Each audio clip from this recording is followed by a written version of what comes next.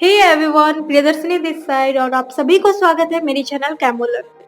First of all, I want to thank you each and everyone watching my videos. Thank you so much for your love and support. Corona virus से संक्रमित लोगों की संख्या दिन ब दिन बढ़ती जा रही है। दुनिया भर में इसको लेके रिसर्च किया जा रहा है, लेकिन आज तक कोरोना वायरस की एंटीडोट नहीं। लेकिन एक दवाई ऐसी है जिसकी डिमांड बेहद बढ़ गई है, यह है हाइड्रोक्सीक्लोरोक्विन। इंडिया हाइड्रोक्सीक्लोरोक्विन का सबसे बड़ा मैन्युफैक्चरर एंड एक्सपोर्टर है। हाइड्रोक्सीक्लोरोक्विन मलेरिया एंड आर्थराइटिस को ट्रीट करने के लिए काम आता है। पिछले दिनों ICMR यानी कि Indian council of medical and research ने कोरोना वायरस के ट्रीटमेंट के लिए हाइड्रोक्सीक्लोरोक्विन यूज करने का सुझाव दिया था। हालांकि ICMR ने ये साफ कही है कि वो हाइड्रोक्सीक्लोरोक्विन मेडिसिन का इस्तेमाल सिर्फ उन लोगों पर कर रही है जो कोविड-19 पेशेंट की संपर्क में है, यानी कि medical staff like doctor, nurses etcetera. इसके अलावा ICMR ने ऐसा कुछ नहीं कहा है कि वो हाइड्रोक्सीक्लोरोक्विन का इस्तेमाल कोविड-19 पेशेंट पर कर रही है। लेकिन दुनिया भर में ऐसे कई देश हैं जो हाइड्रोक्सीक्लोरोक्विन मेडिसिन का डिमांड भारत से कर रहे हैं। उन देशों में है USA, Brazil, Russia, Israel, Germany, France, Spain, UAE। ये है chloroquine and this one is hydroxychloroquine. Chloroquine and hydroxychloroquine में डिफरेंस सिर्फ ये हाइड्रोक्सी ग्रुप है। क्लोरोक्विन हाइड्रोक्सीक्लोरोक्विन के कंपैरिजन में ज्यादा टॉक्सिक है, इसीलिए हाइड्रोक्सीक्लोरोक्विन को हम इस्तेमाल करते हैं। Both chloroquine and hydroxychloroquine are 4-aminoquinolone derivative. Hydroxychloroquine और क्लोरोक्विन का टारगेट्स क्या है? तो ये काम करते हैं पहले प्रोटोजोआ के अगेंस्ट में, which includes Plasmodium species. Second one is Entamoeba histolytica. Third one is viruses, which include SARS-CoV-2.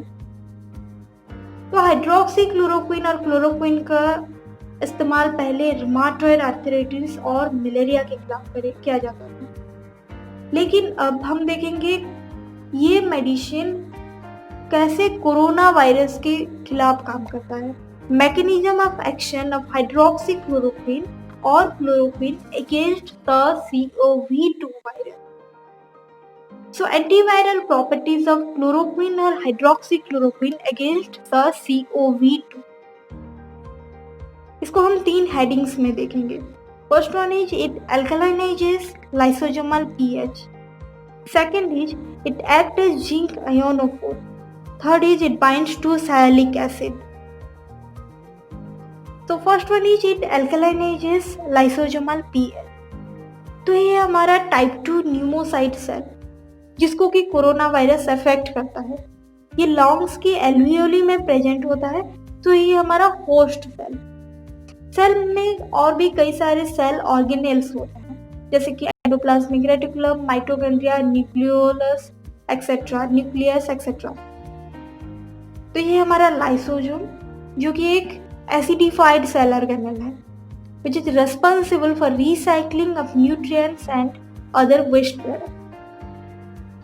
यह है कोरोना वायरस और ये सब उसके स्पाइक प्रोटीन्स हैं। इसके और भी कई बहुत सारे प्रोटीन्स होते हैं। अगर आप मेरे previous video biochemical structure of corona virus नहीं देखे हैं तो उसको पहले देखिए, इसके बाद इसको फिर अगेन देखिए तो आप अच्छे से समझ पाएंगे।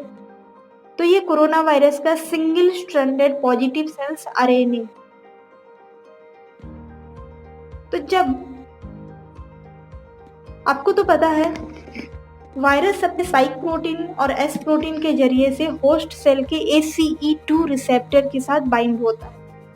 एक्चुअली जब ये ACE2 रिसेप्टर के साथ बाइंड होता है तो ये एक एंडोसोम फॉर्म करता है। तो इसी प्रकार से वायरस सेल के अंदर एंट्री करता है। Then endosome and lysosome fuse हो जाते हैं और एंडोलाइसोसोम फॉर्म करते हैं। लाइसोसोम अपने साथ कुछ लाइसोसोमल प्रोटीएजेस को लाता है और वो स्पाइक प्रोटीन को एक्टिवेट करते हैं। उसके बाद वायरस अपने सिंगल स्ट्रैंडेड RNA सेल के साइटोसोल में छोड़ देता है और फिर ये रेप्लिकेट करके और भी वायरसेस बनाता है और इन्फेक्ट करता है। जब हाइड्रोक्सी क्लोरोक्विन सेल के अंदर आता है तो ये सारे प्रोसेस को ब्लॉक करता है। Hydroxy chloroquine endosome and lysosome के अंदर जाके उसको एल्कलाइन करता है, तो यानी कि ये उनकी पीएच की इंक्रीज करता है। तो endosome and lysosome becomes less functional और डिसफंक्शनल। इसके अलावा लाइसोसोम में एक प्रोटॉन पंप काम करता है, उसको भी हाइड्रोक्सी क्लोरोक्विन इनहिबिट करता है। तो हम ये कह सकते हैं कि due to this alkalinisation pH increases and endosomal and lysosomal function decreases. Thus, endocytosis and fusion of lysosome and endosome stopped by hydroxychloroquine. Second one is chloroquine और हाइड्रोक्सीक्लोरोक्विन एक जिंक आयोनोफोर है, मतलब वो जिंक को अपनी जरिए से सेल के अंदर एंट्री करवाता है। यह है हमारा double layer cell membrane. Without hydroxychloroquine zinc जब सेल मेम्ब्रेन के अंदर एंट्री करता है तो वो बाउंस बैक हो जाता है, लेकिन हाइड्रोक्सीक्लोरोक्विन एक जिंक आयोनोफोर है, तो हाइड्रोक्सीक्लोरोक्विन अपने अंदर जिंक को ट्रैप करके उसको सेल मेम्ब्रेन के थ्रू लेके जाता है एंड साइटोप्लाज्म में छोड़ देता है। तो अब हम देखेंगे साइटोप्लाज्म में जिंक का इंपॉर्टेंस क्या है।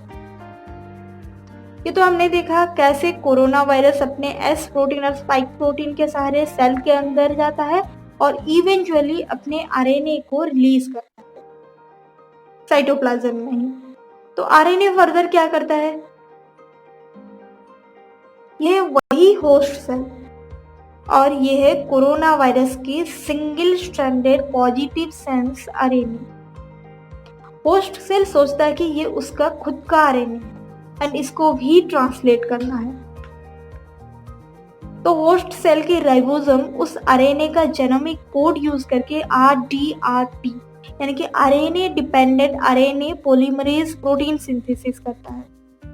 आरडीआरपी प्रोटीन फर्दर वेरियस स्टेप्स में उसी आरएनए का बहुत सारे कॉपीज बनाता है। उसके अलावा वो और भी कई सारे वायरल प्रोटीन्स का सिंथेसाइज करवाता है। तो ये सब असेंबल होके कई सारे वायरसेस बनते हैं जो कि फिर अदर सेल्स को भी इन्फेक्ट करते हैं। जब साइटोप्लाज्म में हाइड्रोक्सीक्लोरोक्विन जिंक को लाता है तो जिंक आरडीआरपी के एक्शन को ही इनहिबिट करता है, मतलब और वायरसेस की कॉपीज बनने से रोकता है। तो हम ये कह सकते हैं when concentration of zinc increases viral replication decreases. Third one is it binds to sialic acid. Have a look on this paper. Structural and molecular modeling studies reveal a new mechanism of action of chloroquine and hydroxychloroquine against SARS-CoV-2 infection. ये paper कुछ ही दिन पहले ही release हुआ है, publish किया गया है और ये थ्योरी इस पेपर से ही आधारित है।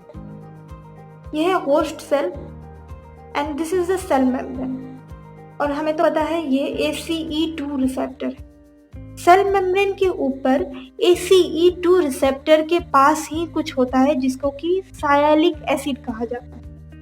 सायालिक एसिड एक स्मॉल पीस ऑफ शुगर है, मोनोसैकेराइड, और SARS-CoV-2 के S प्रोटीन, स्पाइक प्रोटीन इसके साथ भी बाइंड हो सकता है। तो हम ये कह सकते हैं कि ACE2 रिसेप्टर के साथ ही साथ ये भी एक little receptor. This paper showed that chloroquine and hydroxychloroquine sialic acid residue से बाइंड हो सकता है। मतलब जब वायरस की S प्रोटीन बाइंड होने के लिए और जगह ही नहीं बचता है और इसी तरीके से हाइड्रोक्सीक्लोरोक्विन वायरस से इन्फेक्ट होने से बचाता है। लेकिन अभी भी इतने एविडेंसेस नहीं है कि कोविड-19 पेशेंट के लिए हाइड्रोक्सीक्लोरोक्विन का इस्तेमाल किया जा सकता है। हाइड्रोक्सीक्लोरोक्विन खाने से कई सारे साइड इफेक्ट्स हो सकते हैं, उसके बहुत सारे एडवर्स इफेक्ट्स हैं like headache, dizziness, abdominal pain, vomiting, diarrhoea etcetera. यहाँ तक कि रेनल एंड लीवर डैमेजेस भी हो सकते हैं। अगर हाइड्रोक्सीक्लोरोक्विन का ओवरडोज कर ले तो आपकी जान भी जा सकता है। इसीलिए मिनिस्ट्री ऑफ हेल्थ हाइड्रोक्सीक्लोरोक्विन को एक शेड्यूल H1 ड्रग कहा है, means it can not be sold over the counter. So आप हाइड्रोक्सीक्लोरोक्विन का तब तक इस्तेमाल नहीं कर सकते जब तक आपके डॉक्टर ने आपको हाइड्रोक्सीक्लोरोक्विन के लिए प्रिस्क्राइब नहीं किया। आई होप हाइड्रोक्सीक्लोरोक्विन कैसे कोरोना वायरस के अगेंस्ट काम करता है आपको समझ में आ गया। अगर वीडियो पसंद आया तो लाइक शेयर सब्सक्राइब जरूर करें। Thank you so much.